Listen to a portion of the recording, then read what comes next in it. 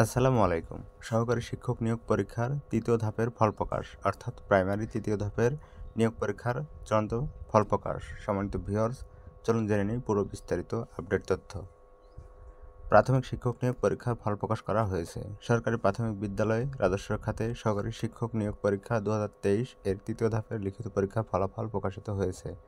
এতে পরীক্ষায় ২৩,০৫৭ জন উত্তীর্ণ হয়েছেন। আজ রোববার ২১ এপ্রিল এই ফল প্রকাশ করা হয়। গত ২৯ মার্চ এই পরীক্ষা অনুষ্ঠিত হয়। পরীক্ষার্থী ছিলেন ৩,৪৯,২৯৩ জন।